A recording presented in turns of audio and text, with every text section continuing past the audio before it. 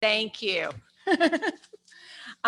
So to review, the book of Daniel, 12 chapters. The first 6 are history, 7 through 12 are prophecy.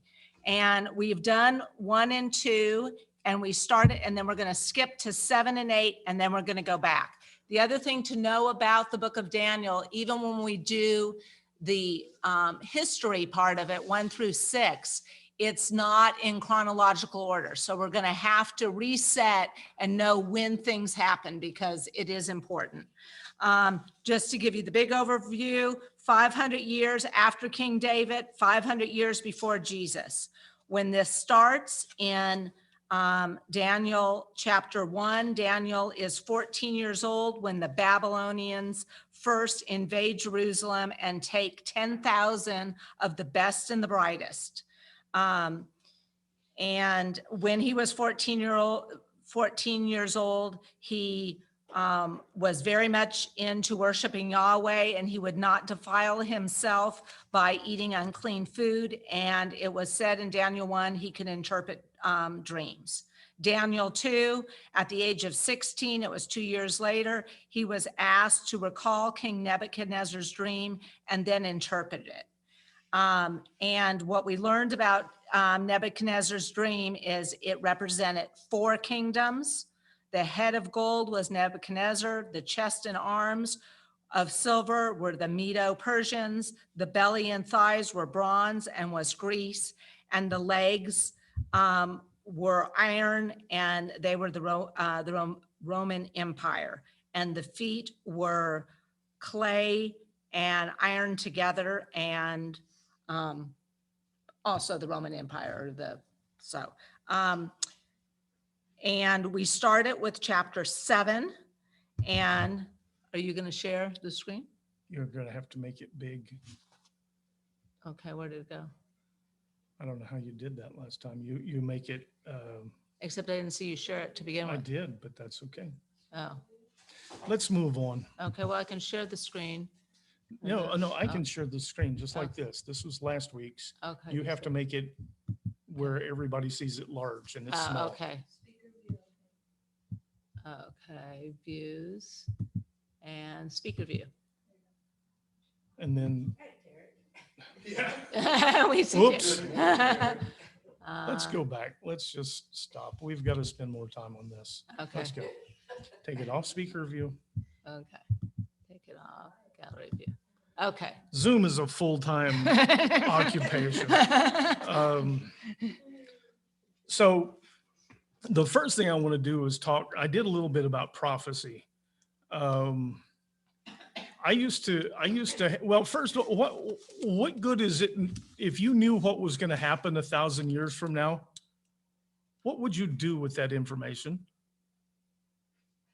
What possible use is it to you? As far as, would you change anything? No.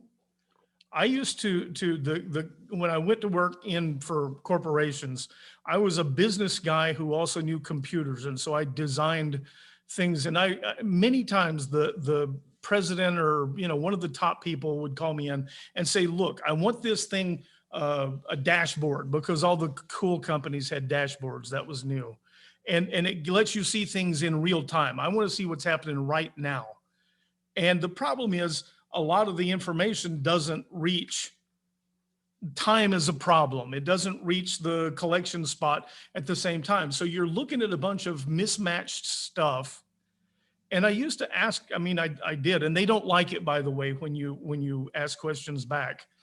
But if I gave you that, what would you do with it in real time? What decision could you make?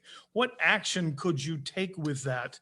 How about if I give you something that you can use, but you can't do anything with that because it's all sort of jumbled up? There's prophecy. Mostly, if we know what's going to happen in 1,000 years, we aren't going to do anything with that, right? It is interesting to see as prophecy unfolds. I said this last week. We see that it gives us a reassurance, and it gives us some idea. These end time prophecies, the big thing they tell us is things are going to get bad. Some government thing is going to happen where they have like control of nearly everything. And in the end, God wins. How much more do you need to know? And so I'm always reluctant when we're dealing with prophecy to start speculating. And again, Mary and I spend hours on this, but there are just hundreds and thousands of people, and they all have, they call each other bad names. You know, this person is if you think this is really so-and-so, you're stupid. And we're just shocked, you know, first of all, that you would do that. But second of all, what difference does it make really in our lives? We've got work to do. We've got things that are meaningful here. And so I'm always cautious. And what I don't want to do is bog you guys down in a bunch of stuff, or confuse you with a bunch of stuff, or pretend that I know a bunch of stuff that I really don't know, because I don't. We can see certain, for the future, we can see certain general patterns. We can see that we know this basic thing is going to happen. But the idea of predicting, and so now the one other thing, and Mary and I talked about this morning, she's talked to some other people this week, the subject came up. If you knew you had exactly 1 year to live. So it you could be you personally, or it could be that the end times are coming, Yeah, whatever. the end times are coming. A lot of people say, well, I would do things different. I would take a whole bunch of trips. I would do this or that. And I said the reason why you would limit the number of trips you'd take is probably just money. Let's go. And we tend to think in terms of me. If I knew that things were going to end in a year, I think about me. And so that may be one of the reasons we're not told. But the bigger thing that I told her was, and I want you to think about this, if people knew, if they could really predict this end time, and they knew we've got exactly 1 year, within 6 months, people would be eating each other. Who would go to the factory and make the Fruit Loops if they knew they only had 1 year? You know, would you go to the meat packing plant and worry? No, I mean, you'd go, what about me? I got a year, I'm going to do something. I don't think it would be healthy for us to know and so when we're told, don't try to figure out the hour or the day, he's going to come like a thief in the night. There are probably some really good reasons for that. You have to give some credit to God that maybe he thought this through.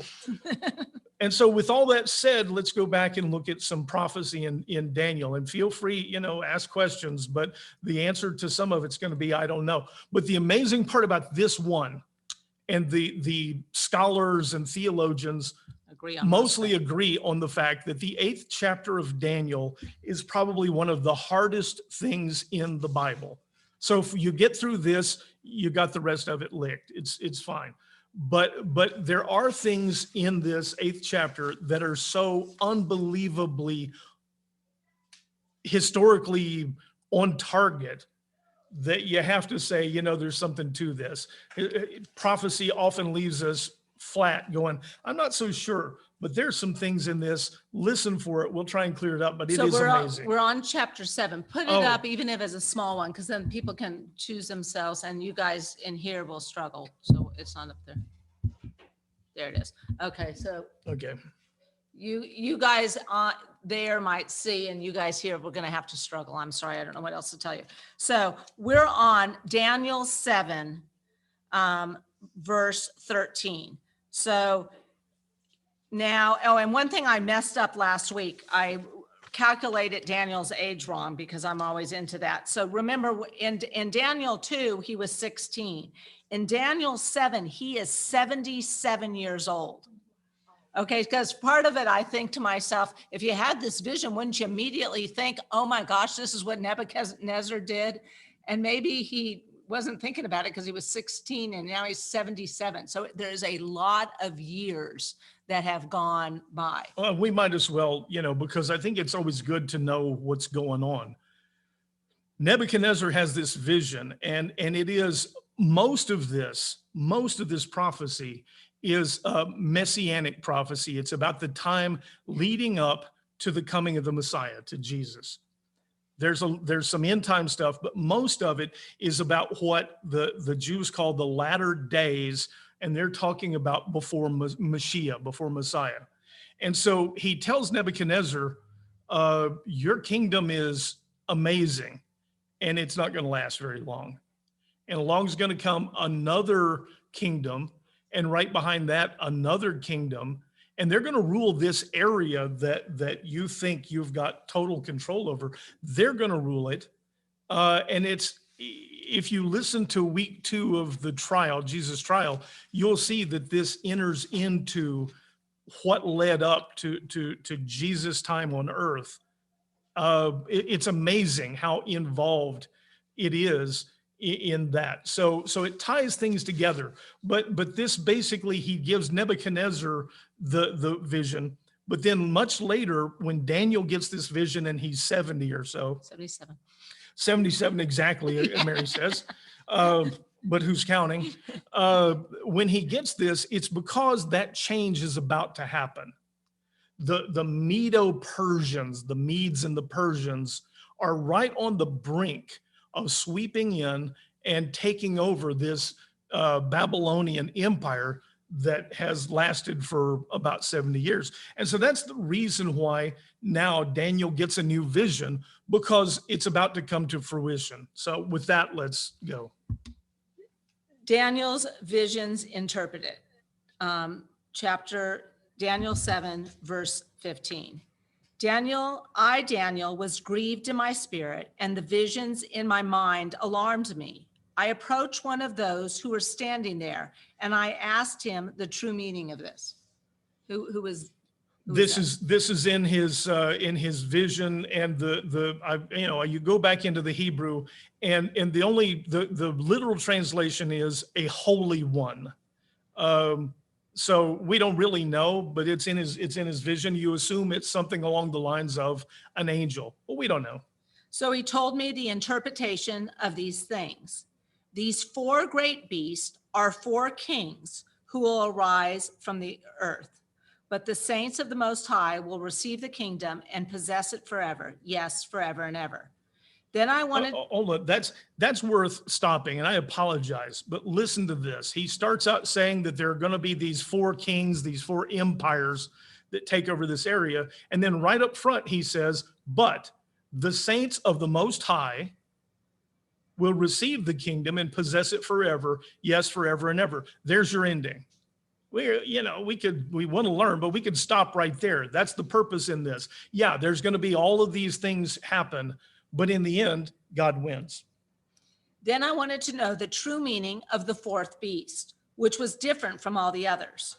Extremely terrifying, devouring and crushing with iron teeth and bronze claws, then trampling underfoot whatever was left. I also wanted to know about the 10 horns on his head and the other horn that came up before which 3 of them fell, the horn whose appearance was more imposing than the others, with eyes and with a mouth that spoke words of arrogance. As I watched, this horn was waging war against the saints and prevailing against them until the Ancient of Days arrived and pronounced judgment in favor of the Most High, and the time came for them to possess the kingdom. This is what he said. The 4th beast is a 4th kingdom that will appear on earth, different from all other kingdoms, and it will devour the whole earth, trample it down, and crush it. And the 10 horns are 10 kings who will rise from this kingdom. After them, another king, different from the earlier ones, will rise and subdued 3 kings. He will speak out against the Most High and oppress the saints of the Most High, intending to change the appointed times and laws, and the saints will be given into his hand for a time and times and a half a time. But the court will convene, and his dominion will be taken away and completely destroyed forever. Then the sovereignty, dominion, and greatness of the kingdom under all of the heaven will be given to the people, the saints of the Most High. His kingdom will be an everlasting kingdom, and all rulers will serve and obey him. Thus ends the matter. As for me, Daniel, my thoughts troubled me greatly, and my face turned pale, but I kept the matter to myself. So I really want to get to 8, so I'm not going to spend a lot of time on this. There is this last part, there is involved in this. We're pretty convinced that this fourth kingdom is Rome, and it's iron. It devours everything. They're different than the rest.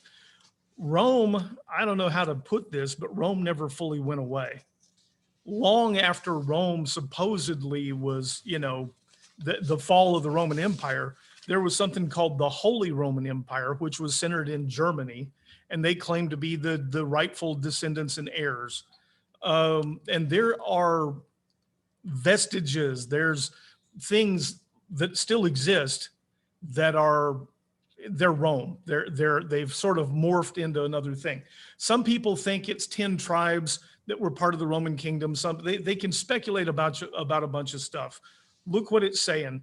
Out of this empire, this one is going to rise, and it's going to be much later in the game.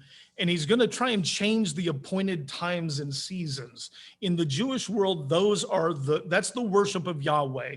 It's the sacrifices, it's the Sabbaths, the Shabbats, it's Yom Kippur, it's all the stuff, the things they're instructed to do. He's going to take that away. And he's going to, basically take over. And you see that for a period of time, I'll say this once, he says time, times, and half a time. That word time, the original is basically a year. So we've got a year plus 2 years plus half a year, 3.5 years. That's why when you read these things, they talk about 7 years, and the first half of it is, that's what they're talking about. That's where they get it. Doesn't really matter that much, because the one thing you do see in this is after it gets bad, after a human rises up. And I will tell you that last week after class, people know about 666, the mark of the beast, they call it. I don't spend a lot of time on this, but what I explained to people who were here is that we know that 3 always represents God, perfection, holiness, but God. 6 typically represents imperfection, man, but imperfection. Man is an important part of that. I am convinced that 666 is man trying to make himself God, man representing himself as God, usurping powers that rightfully belong to God, and trying to elevate himself to that point. So we see that in this future time, this is going to happen. This person, this government is going to rise up. But you see, it says till the Ancient of Days shows up and declares, okay, you lose. It's that easy. There's been all this struggle, and you wonder about all the conflict and stuff that we see in the world. There's been all this struggle until it says the Ancient of Days, God shows up and says, all right, enough. You lose. How much more do you need to know? So this last kingdom in chapter 7, this is end time prophecy. The first 3 kingdoms are up to the Messiah. This kingdom is end time prophecy. The other problem we have with prophecy is time. We are such limited creatures. We're given, as David said in the Psalms, we're given, 70, 80 years, not much more, and then we're gone. And we tend to see everything in terms of our lifetime. We have a hard time picturing things in terms of, thousands of years. And we see things in prophecy that are compressed. We see certain things that appear to get, they get a whole page, and it's a matter of a few years. But we see other things that are far distant, and we struggle with that.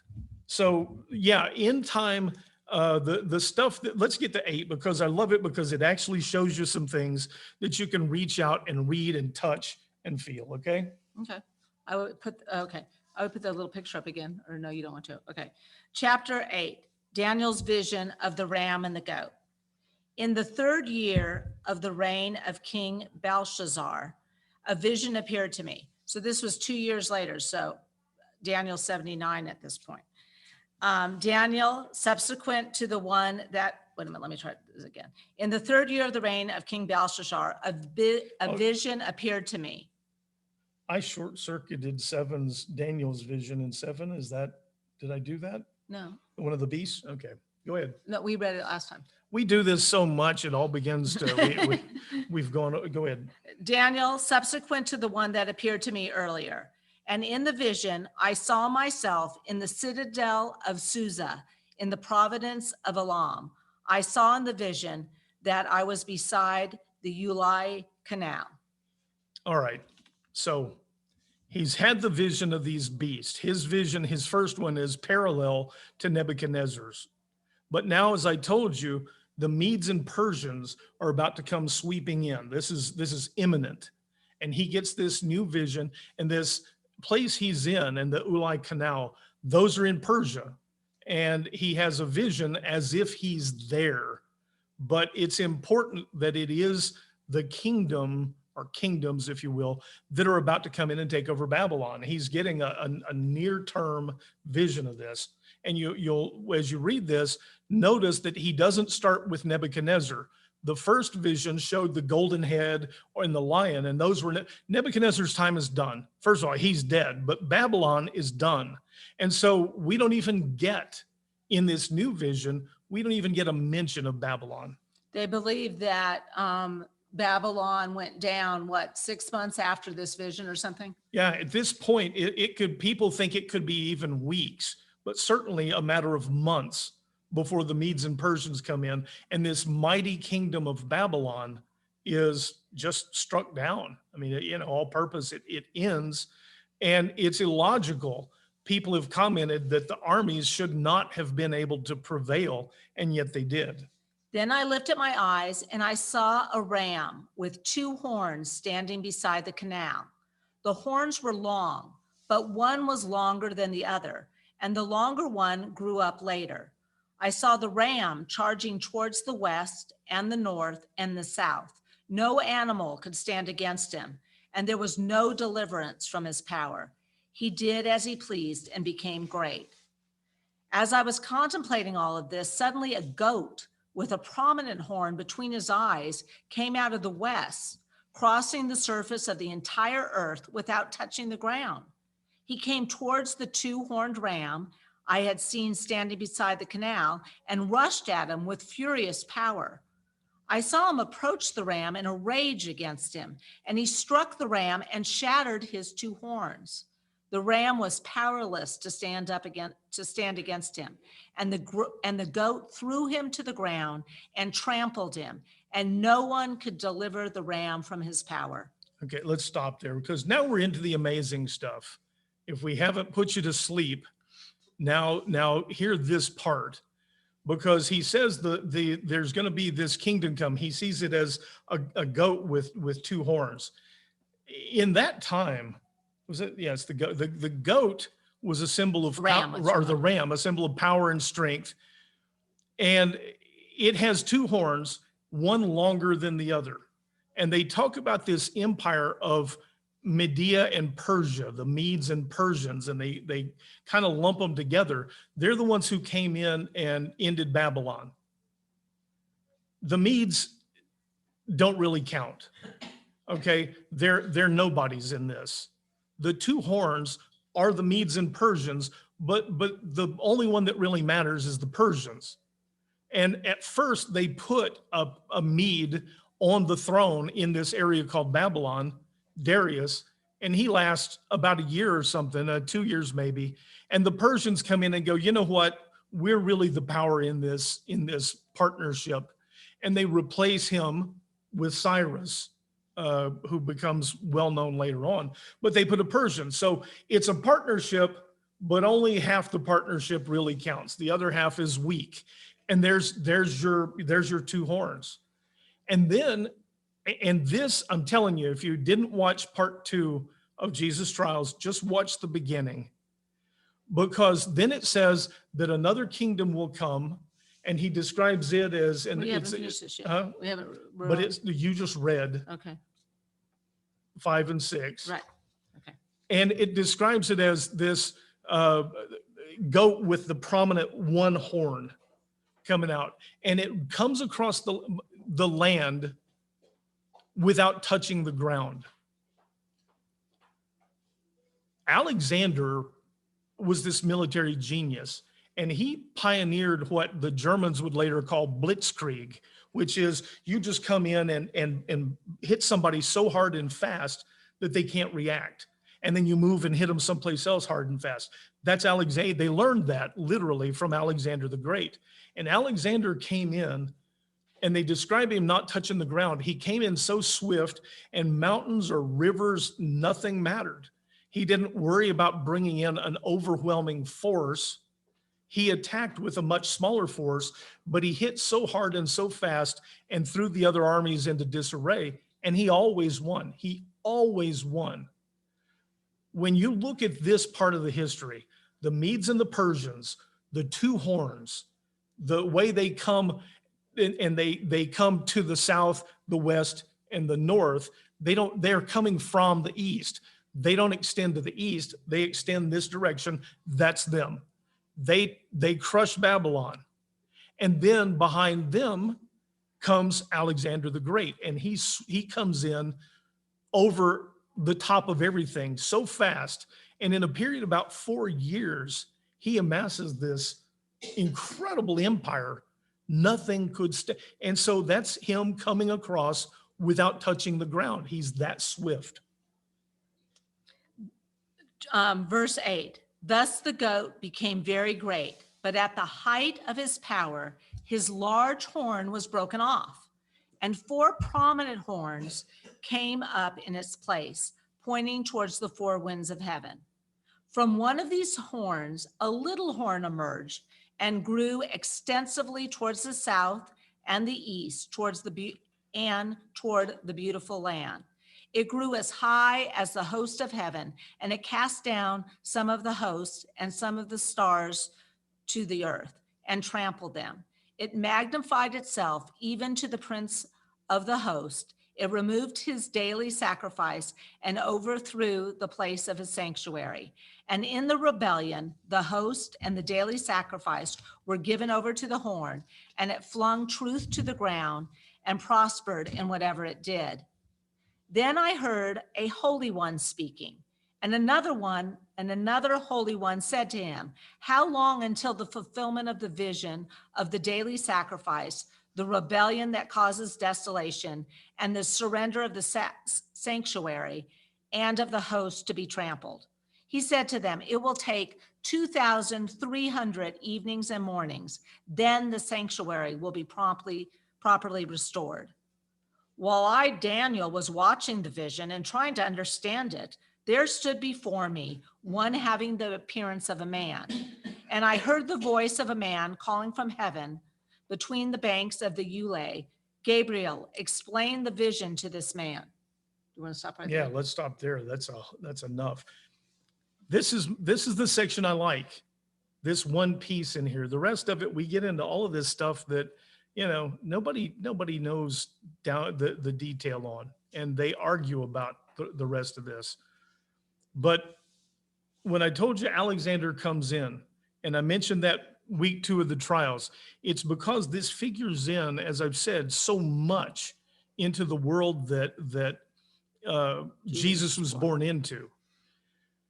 And so what happens is that Alexander comes in and brings the Greek culture and the Greek language with him. And the people learn that if they want to get ahead, they get with the program. The ones who don't get poor, and the ones who do get rich. And in Jerusalem, it's especially important because the people who run the temple just become Greek. They do. I've got the book of Maccabees here.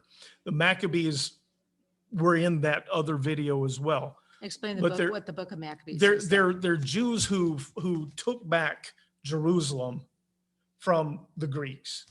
But the book of Maccabee isn't in the Bible. It's not in our Bible. Right. It's in the Jewish Bible. At this time, we're going to get to it, but you kind of need to know what's coming. At that time, there appeared in the land of Israel a group of traitorous Jews who had no regard for the law and who had a bad influence on many of our people. They said, "Let's come to terms with the Gentiles, for our refusal to associate with them has brought us nothing but trouble." This proposal appealed to many people, and some of them became so enthusiastic about it that they went to the king and received from him permission to follow the Gentile customs. These people quit being Jews and became Gentiles. They became Greeks. And what you see from this book of Daniel is a piece that ties together everything that leads up to the birth of Jesus and what had happened up until then. And so it says that this ram with the one horn, and then at the height of its power, the horn was broken. The horn always signifies power, kingship, mostly power. And at the height of this empire's power, the horn was broken. Alexander dies unexpectedly at 32, unless you talk to some people and it's 33 and a few others it's 34. I don't care. He dies young. He didn't appoint a successor because who would at the age of 32 to 34 when you're the most powerful human on the planet? And so it says that 4 horns sprung up in place of the one. And in fact, what happened is that Alexander's most powerful generals sort of split the kingdom up. But it's sort of a rule by 4. They don't report to anybody, but they also didn't carve it up. It remains that Greek Macedonian empire. And so what you see is exactly what's described in this vision. I mean, precisely what's described in this vision, that the 4 horns would emerge, and it says they'll retain the empire, but they won't have the power of the one horn. They never had the power that Alexander had. This is, in my mind, probably the most astounding piece of prophecy, because it's perfection. It's dead on. And now from those 4 horns. So, and remember, so Gabriel is interpreting this, and he says, "Gabriel, explain the vision to this man." I'm on Daniel 8, verse 17. "As he came near to where I stood, I was terrified and fell face down. 'Son of man,' he said to me, 'understand that the vision concerns the time of the end.'" You want to explain the time of the end real quick? There are 2 terms in Hebrew. One of them, this time of the end, is messianic. It is leading up to Messiah. The Jews really don't talk much at all about end times. They have this idea that Mashiach comes, the Messiah comes, and they run everything from here on out. I mean, it's perfect because we'll be in charge right underneath the Messiah. So they don't have much of a term for what we call end times. For them, this later days is Messiah. It's messianic. "While he was speaking with me, I fell into a deep sleep with my face to the ground." And that's probably important to know the difference between a vision and a dream, as it's written in chapter 2, it was Nebuchadnezzar's dream. He was asleep. This, they believe, was a vision, and he was awake until this time. "While he was speaking to me, I fell into a deep sleep with my face to the ground.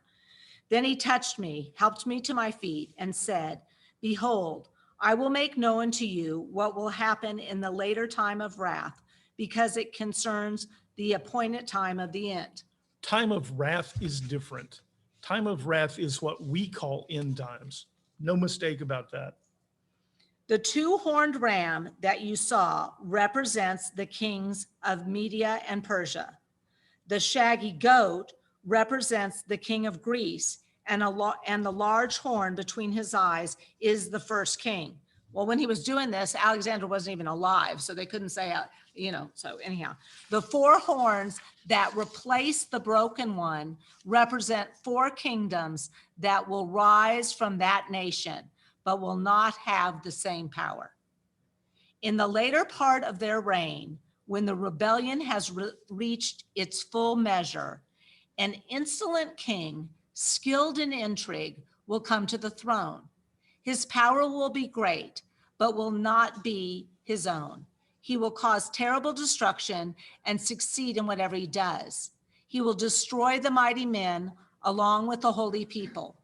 Through his craft and by his hand, he will cause deceit to prosper, and in his own mind, he will make himself great. In a time of peace, he will destroy many, and he will even stand against the Prince of Princes. Yet he will be broken off, but not by human hands. The vision of the evenings and the mornings that have been spoken is true. Now you must seal up the vision, for it concerns the distant future. Daniel was exhausted and lay ill for days. Then I got up and went about the king's business. I was confounded by the vision. It was beyond understanding. And it is. People argue about this part, and I'm not going to beat it to death because I don't want any of you already woke up. I don't want to put you back to sleep. There are elements of this, the 4 horns being those 4 generals that took over Alexander's empire, no doubt. And then it says that a little horn sprang up from one of these others. People argue about this, that this is in our future, that it's this person they refer to as the Antichrist in, okay, whatever. But remember, this is the 3rd kingdom. Yep. The difference between chapter 2 and chapter 7 and now chapter 8 is this one only goes to the 3rd kingdom. So this is from the Greek kingdom, and this person will rise out of one of those 4 generals in the 3rd kingdom. So this is a messianic prophecy, not an end time prophecy. And so let me see if I can tell you any parts that are interesting about this. I think it's interesting. So we do, but we're who we are. So in Israel, as I read to you, there were certain people, and mostly the people who were in control, the high up wealthy people, said, we need to just embrace this Gentile culture, this Greek culture. We need to embrace it so that we don't get, left behind. And it says that out of the 4 horns, out of the 4 generals, another smaller horn will come up, and it will start small. It'll start as nothing and grow. So one of Seleucus, the guy who was in charge of the area that includes Israel, the Holy Land, his descendants, one of them comes out, and his name is Antiochus, and then he calls himself Epiphanes, he is arrogant. And when he was young, he was given as a political prisoner to Rome, who wasn't even an empire yet. But that got done. He was sent as a political prisoner. His own father allowed that to happen, sent him. So he was not well thought of. The father dies. His brother comes to the throne. He's still in Rome. The brother trades somebody else and gets this guy back. Totally unique. It just doesn't happen. Then the brother gets killed, and this guy winds up taking over. And he's arrogant. He wasn't going to come to power, but he's got good words. He flatters people. He kind of weasels his way into power. He starts as less than nothing. And it's what's described in the vision. And he comes to power, and he hates the Jews. He hates them. He says that they're full of hatred for all mankind, largely because they're stubborn and they'll only worship one God, right? And he thinks that they're intolerant. And so he comes into Jerusalem, and he doesn't destroy the temple, but he guts it. He removes all of the valuables. He puts a statue of Zeus in the temple. And just to give you an idea when this is like 167 BC, right? So this is many years after Daniel's long dead and gone, and it's 167 years before Christ is born. And I'm telling you this because it matches the prophecy, and it also ties in to what Jesus was born into. So he just guts the temple, brings in a statue of Zeus, and then he does something. Now he's also done stuff like collecting Torah, collecting books and burning them. He outlaws the sacrifices.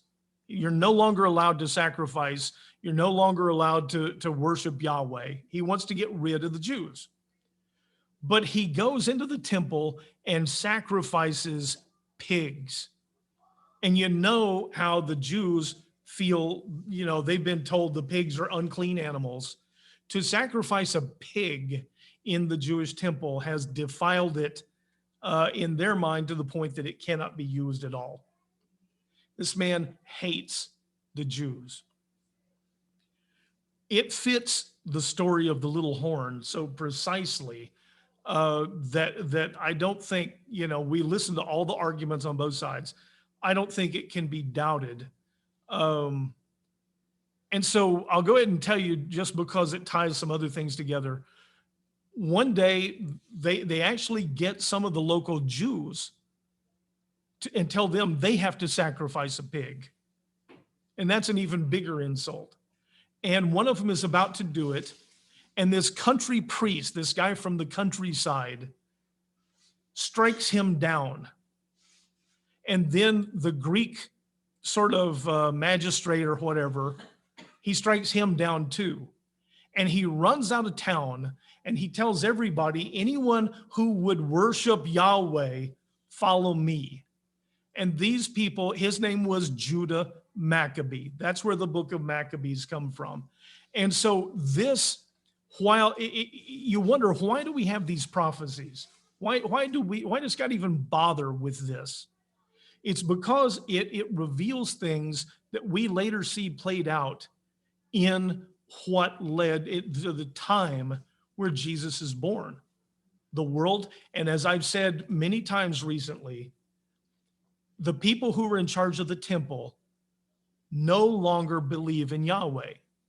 They keep the customs because it allows them to extract money and power. They don't believe anymore. That's why this is here. That's why this prophecy, that we would recognize that what this is the Greek Empire has taken over the Jewish religion and the worship of Yahweh. And it does say, there's a point in here where the Maccabees wind up fighting a guerrilla war and eventually liberate Jerusalem. And they rededicate the temple and all that stuff. I mean, we can get to that another time. But this prophecy is so precise. One of the reasons why people insist that Daniel is a work of historical fiction is because the prophecies are so precise, and they say, we don't believe that prophecy exists, therefore this is fiction. Now you see the irony in that, because if the prophecies were not accurate, then they would say it's historical fiction because look, the prophecies are no good. And when someone argues that Daniel was written after the fact, well, we know Daniel wasn't written after 167. I mean, and that's when Antiochus, but I personally never heard of Antiochus until I started to do this. So maybe you guys have, I don't know, maybe my history background isn't very good. I don't know, but anyhow, if you look up Antiochus Epiphanes, you will see that this played out. Oh, he was real and he did those things. There's a point where the Jewish leaders actually agreed. They renamed Jerusalem Antioch. Now there's another Antioch, don't confuse them, but they renamed Jerusalem to Antioch in honor of this guy. They completely abandoned their own people. The leaders in the Jewish society abandoned their own people and they abandoned Yahweh. And you said, you know, when we have a few minutes, and you said, I mean, this is just for common knowledge. So the Maccabees come in and they get rid of Antiochus and they rededicate the temple, and then they fall away again, as Scott said, and do the Greek things. But in the meantime, something that we know, the celebration of Hanukkah comes from this also. They believe that once they rededicated the temple, they didn't have enough oil, the whole thing about the oil, they burned oil for 8 days. But that's where Hanukkah comes in to this story too. That's where the celebration of Hanukkah comes. Since we're here, and I know not everybody saw it, let me tell you one more part of this.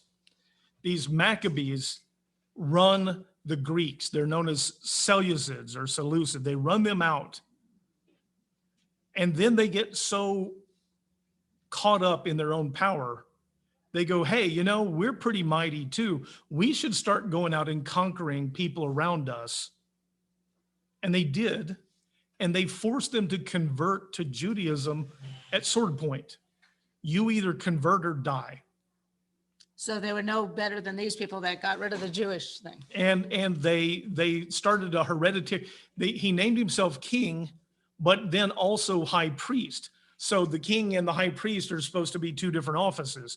So they win, and then they become just as bad as the people they kicked out. These are the people running things when Jesus is born. They start a dynasty known as oh my gosh. Herodian? No, not Herodian. And that's the word that hit. It'll come sorry. back to me. But anyway, they start this hereditary dynasty of king, high priest together. And they've got total power within the Jewish society. That's why when you see Jesus talking to the Pharisees, you notice that he doesn't go after the Romans, because it's not about who's running the political show. It's about what they've done to the temple and to the worship of Yahweh. He's always at their throats. He's never at the Romans' throats. You can run the politics all you want. You guys have taken the temple and turned it into something that it was never meant to be. That's the explanation. So now when you look back at this prophecy, you see that it's a prophecy. This part of it is a prophecy of what's going to be fulfilled, within a short period of time after Daniel, when Jesus is born. It's really neat stuff. Well, and one of the things I was going to say, not that you're going to get into the discussion about this, but after listening to all these sermons, whether what's in time and what's messianic, one of the things to keep straight here is, if anybody ever challenges you, is that Daniel 8 only goes to 3 kingdoms. So these horns, because everybody starts talking about the horns and that the little horn is the Antichrist. This little horn is not the Antichrist, he's Antiochus. Yeah.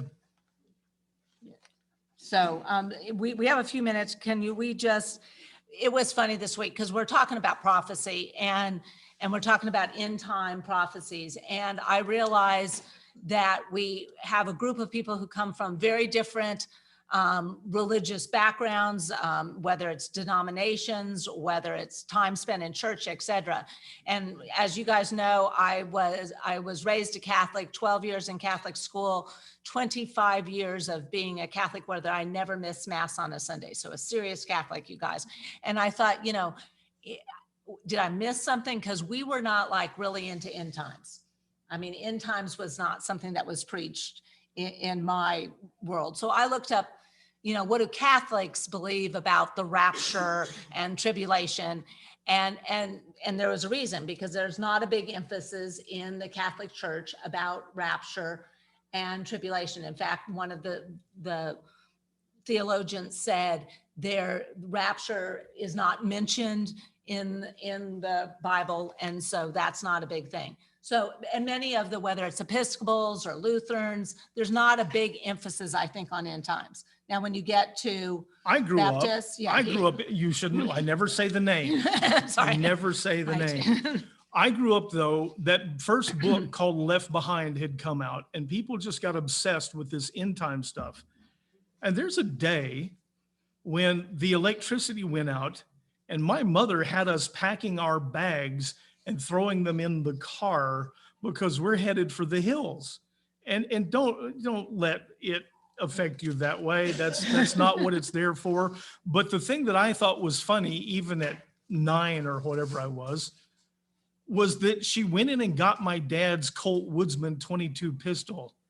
And I thought even then, you think there's something coming that's so bad that you've got to pack your bags and head for the hills and you're going to fight it with a 22 pistol? Really? Is this what you think is? And so part of the point on this is all this speculation about end times.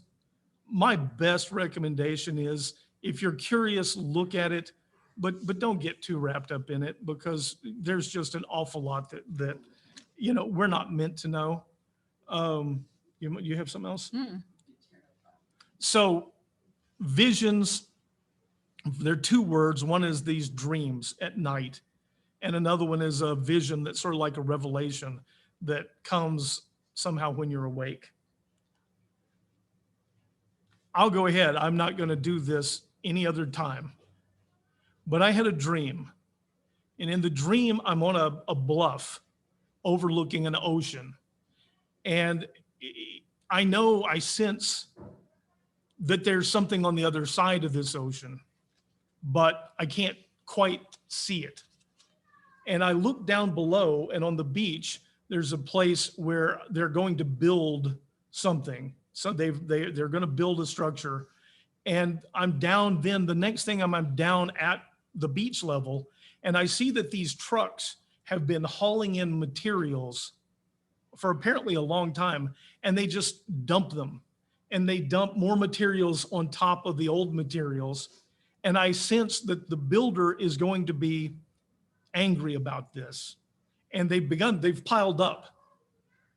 And the next thing, I'm on the top of an obelisk, a building, a tower that's square and immensely tall, breathtakingly tall. And I know that I can't see from that height, I can't see anything behind me across the ocean. I can only see this direction. And I start looking for a way down off of this structure. And I think, well, maybe I could climb down in the cracks of these slabs. And I realize there's no way. I can't slide down. I certainly can't jump. And I realize the only way I get off of this structure is to begin picking up the slabs and tossing them down until I work the level down to the point that I can get off of it. And the materials are these slabs. And I take off the first layer or two, and then it exposes in between some of the rocks a book. And I'm aware that this book is part of the blueprint. This had been left in the materials, and the builder, the architect, this is the blueprint for what was supposed to be built on the beach.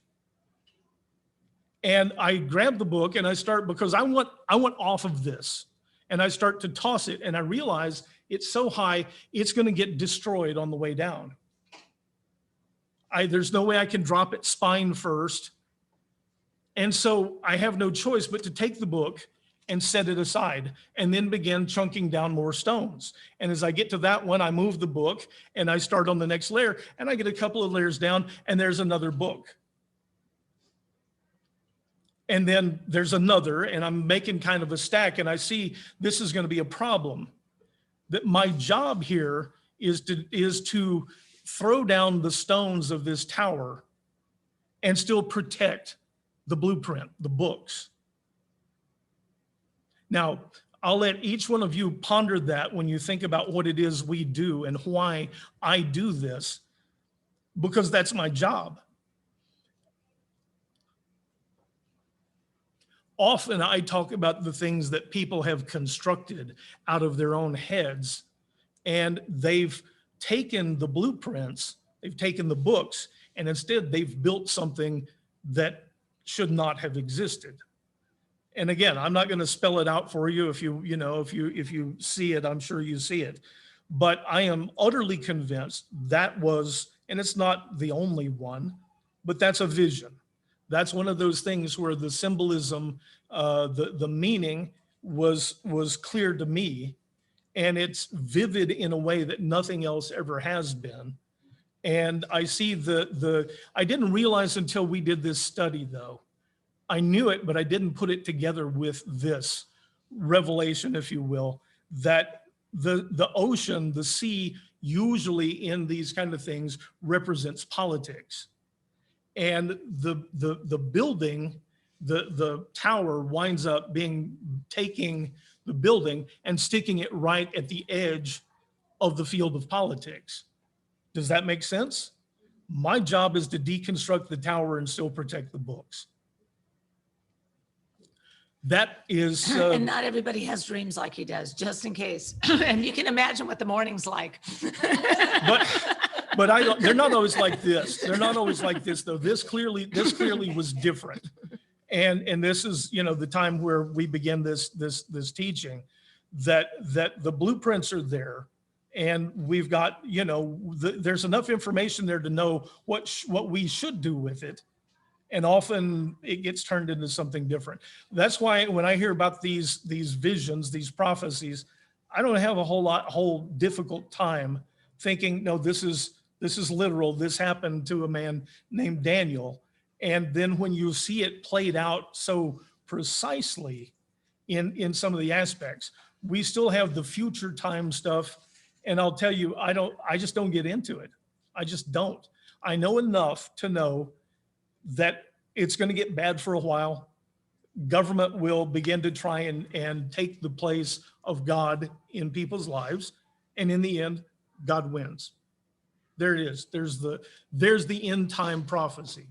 One thing before you pray, we listened to one gentleman this week, and I thought it was very insightful. He says, as you continue to study the Bible and you go beyond just studying one story at a time, excuse me, but understanding how it all plays out, how the Old Testament plays out to the New Testament, it really does give you another depth of the Bible. It makes me sad that we weren't taught those things.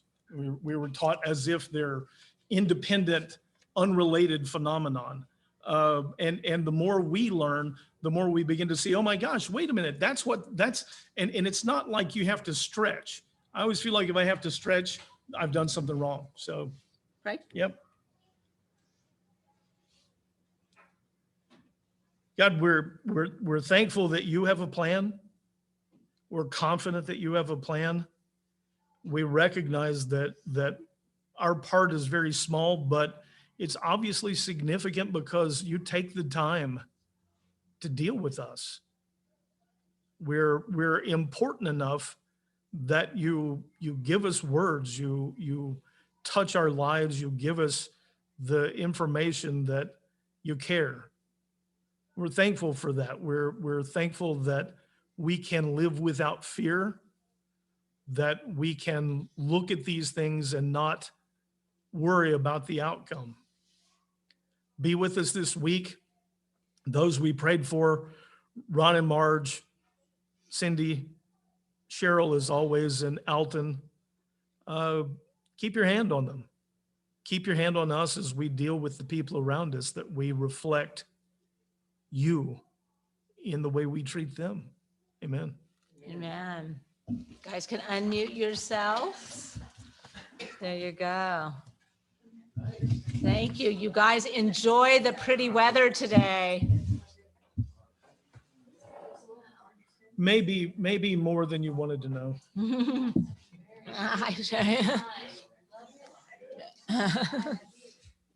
Can you guys hear? Thank you, guys. You're welcome. Yeah, we can hear. Good. Safe travels, Sherry.